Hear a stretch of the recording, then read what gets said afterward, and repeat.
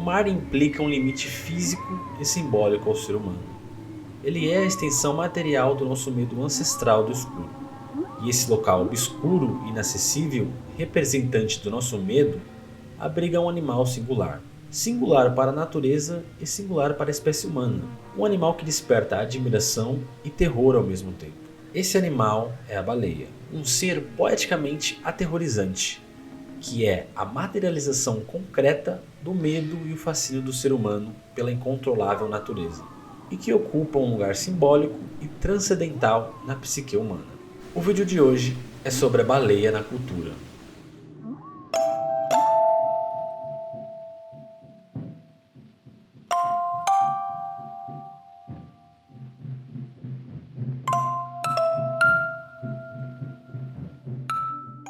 Neste capítulo, vou falar sobre a questão psicológica e simbólica da baleia, e por isso vou usar o termo baleias para me referir a qualquer cetáceo gigante, independente de serem misticetos ou odontocetos, pois a característica de viver no mar e ser gigante são as bases para o totem baleia que quero investigar aqui. Então vamos começar. Nossa relação com esse animal é tão distinta da relação que temos com outros animais que chegamos até a inserir o canto das baleias no disco dourado enviado dentro da sonda espacial Voyager 1. Esse disco contém diversas faixas de áudio, com sons da Terra, músicas e uma faixa com saudações em 55 línguas. Saya ingin menyampaikan sekedar pesan singkat melalui satelit. Em seguida, temos uma faixa com saudações das Nações Unidas, e nessa faixa, as saudações em diversas línguas vão se misturando com cantos de baleias.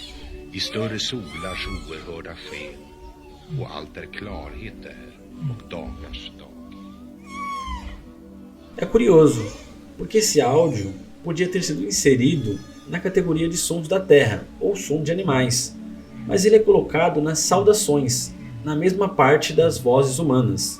Nós entendemos que a baleia é um animal tão de outro mundo que colocamos esse som e enviamos para o espaço pela eternidade. Para iniciar o tema, vou começar falando do espanto, tentar entender e diagnosticar como se construiu e como funciona esse afeto. A princípio, vou partir de algumas experiências pessoais. Eu me lembro de ter um certo pavor de baleias quando eu era criança, por mais que eu nunca tivesse visto uma pessoalmente. Ficava assustado com a ideia de existir um animal tão grande, de um tamanho que eu não conseguia mensurar. O medo vinha da ideia de estar frente a frente com esse animal colossal. Um animal que poderia me engolir, visto o tamanho de sua boca. Mas talvez o medo de verdade seja o medo de ser encarado por uma baleia, de ficar frente a frente com esse ser, de olhar e ser olhado de volta. Eu não consigo me lembrar qual foi a primeira vez que eu vi uma baleia. Acho que é assim com todas as coisas. É bem difícil lembrar qual foi a primeira vez que eu vi uma vaca ou um cachorro, por exemplo. Mas, diferente desses animais, eu nunca vi uma baleia pessoalmente, ou qualquer tipo de cetáceo, como golfinhos e botos. Então a minha relação com esse animal, obviamente, se dá por meio da linguagem, pela cultura. Eu consigo lembrar de alguns momentos que tive contato com esse animal.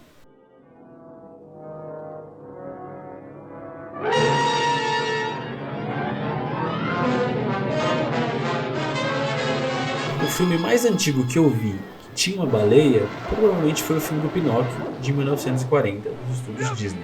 Não é novidade para ninguém que esse personagem é completamente aterrorizante. Essa adaptação da Disney tem momentos bem perturbadores e de mal-estar. E essa baleia transmite uma energia extremamente opressora e quase diabólica. O que é estranho por se tratar de um filme infantil. Até hoje consigo me lembrar da angústia que é ver essa cena.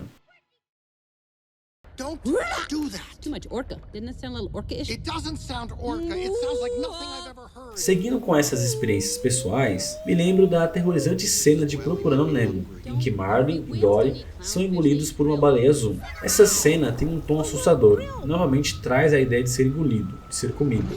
Parece que essa é uma proposta que se repete nas narrativas envolvendo esse animal.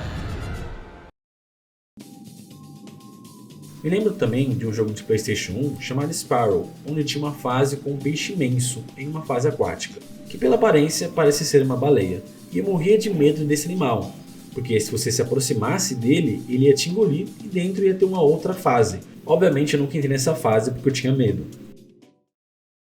Outras experiências envolvem documentários da vida animal, que falavam exclusivamente de baleias, ou de documentários mais gerais, que apareciam baleias em algum momento. Além do trágico incidente do SeaWorld nos Estados Unidos envolvendo as baleias orcas. Apesar de não ter entendido completamente o que aconteceu na época, só me lembro de ver na televisão.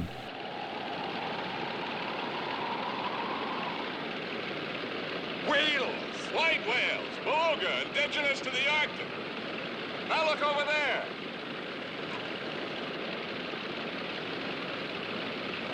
I say, that one's quite different. The California gray, it's supposed to be found only in the Pacific.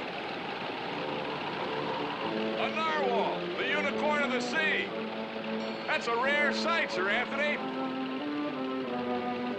As baleias também foram temas em outras obras da cultura, como nesse filme A Ilha no Topo do Mundo, de 1974, que apresenta o cemitério das baleias. Mais à frente, podemos presenciar um perturbador ataque de baleias orcas.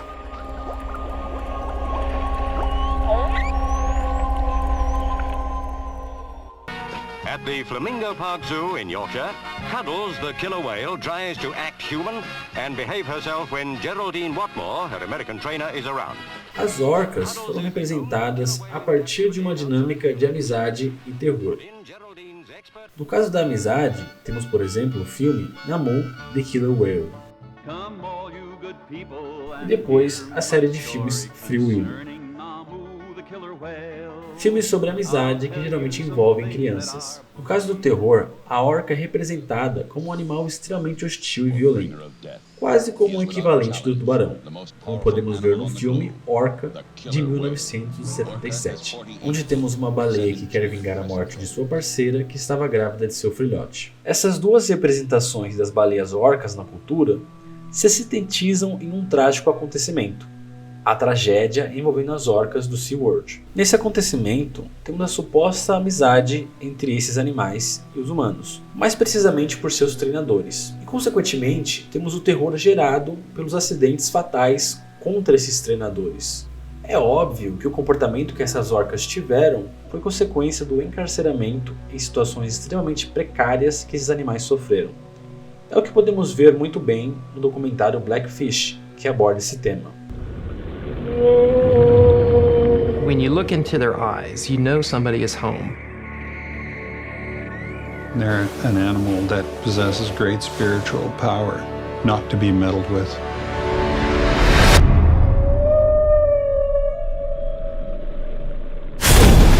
Orange County Sheriff's Office.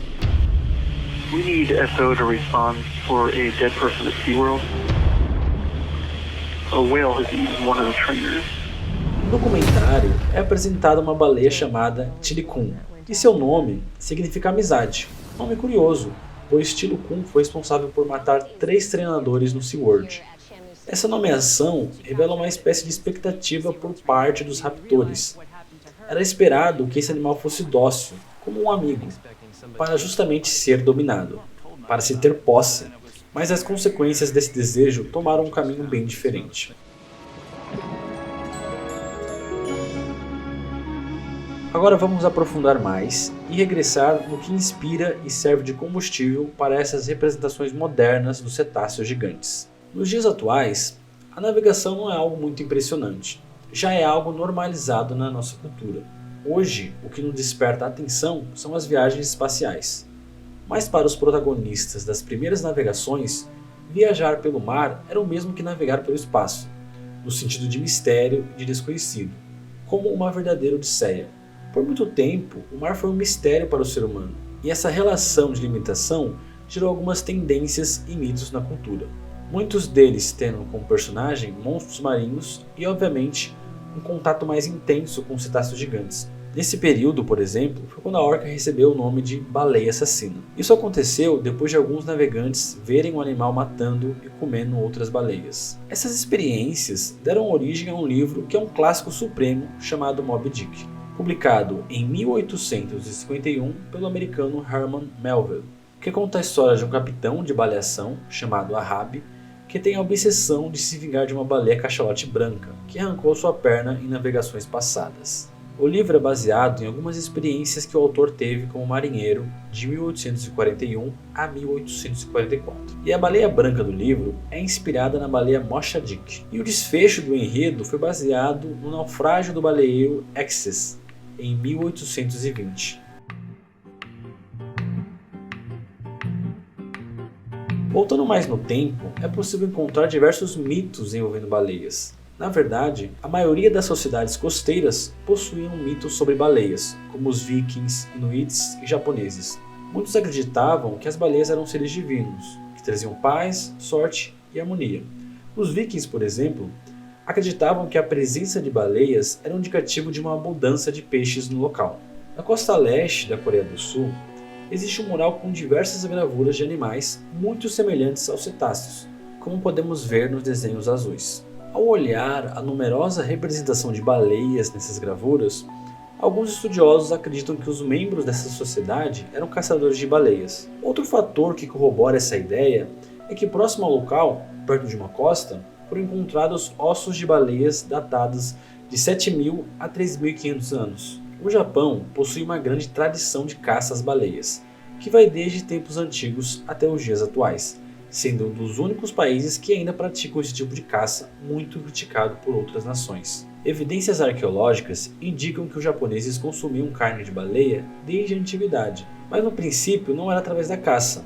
Eles consumiam a carne das baleias que ficavam encalhadas na praia. A caça efetiva com barcos só começou nos anos 1970, e algumas técnicas de baleação só foram desenvolvidas a partir do século 17. É documentada uma técnica famosa chamada de Amitori Shiki, que foi desenvolvida por Tashi Kakuemon, que é ilustrada passo a passo nessa antiga ilustração. No Japão, também existe uma lenda envolvendo baleias. A lenda consiste em uma criatura fantástica chamada de Bake Kujira, que significa baleia fantasma, que possui uma aparência grotesca, sendo feito apenas do esqueleto de uma baleia.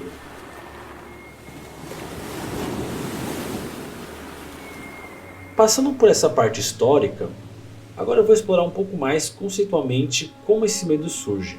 Vamos iniciar falando sobre o nosso medo instintivo do escuro. Existem alguns indícios que corroboram a ideia de que o medo do escuro, nos humanos e nos animais, é algo instintivo.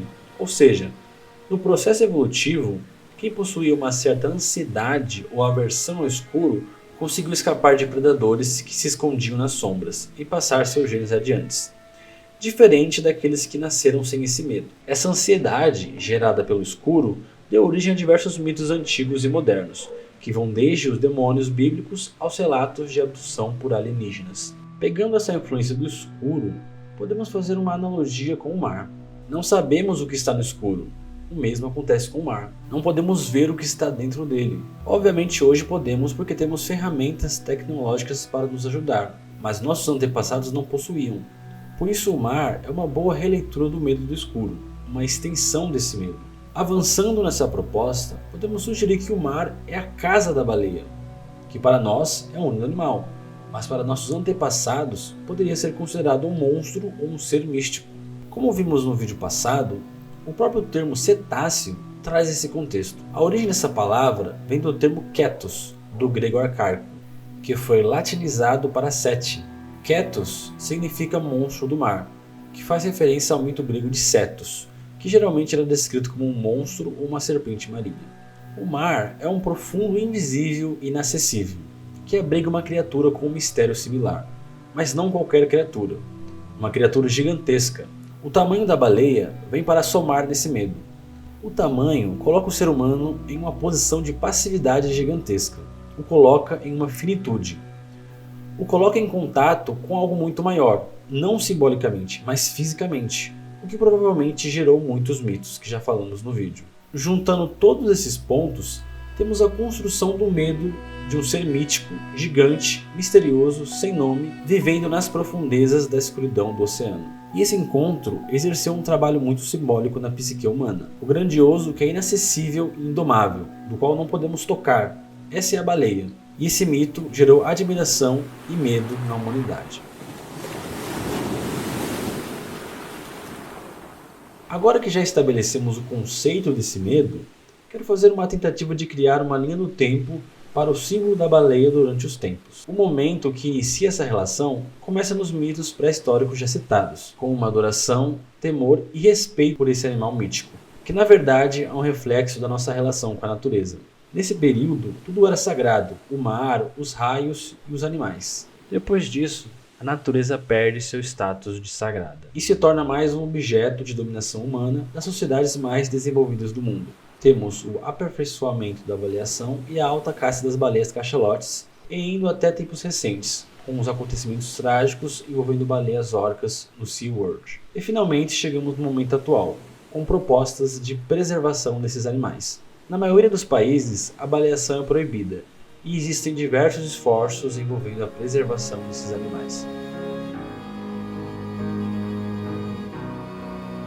Na história, dominar a baleia seria dominar a natureza, ou o representante máximo do mistério da natureza, a maior coisa que existe, o maior animal vivo. A baleia é o animal representante da grandiosidade da natureza, e como já citado, a forma como nos relacionamos com ela.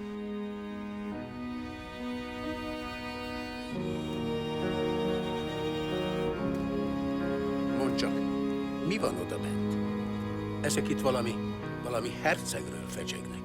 Dehogy is, Árgyalán úr. Ez az óriási bálna megérkezett. Ez a titokzatos tengeri lény a végtelen messzi óceánokból jött. Feltétlenül meg kell néznie magának is. Nem tetszik nekem ez az egész, János. Nincs ebben semmi rossz, Árgyalán úr. Nézze, micsoda hatalmas állat. A jóisten teremtménye. Hihetetlen, hogy a világ ura ilyen furcsa lényekkel szórakoztatja magát. Baj lesz ebből, János.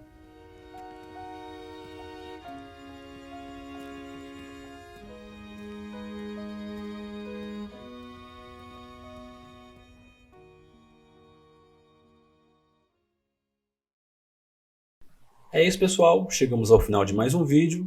Obrigado por ter assistido. Esse foi o último vídeo, da série de vídeos sobre baleias. E se você gostou desse conteúdo, eu vou fazer um pedido para você. Eu vou pedir para você se inscrever no canal para você estar acompanhando os próximos vídeos que eu vou estar lançando. E não só se inscrever no canal. Eu vou pedir para você acionar o sininho que está ali do lado do inscreva-se para você receber uma notificação sempre que um vídeo novo aqui do canal sair.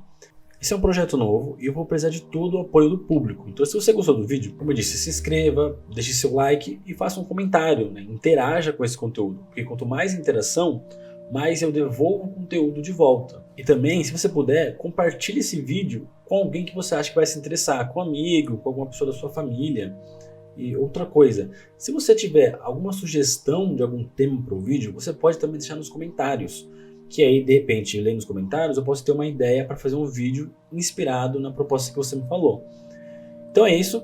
Como eu disse, espero que vocês tenham gostado e até o próximo vídeo. Falou!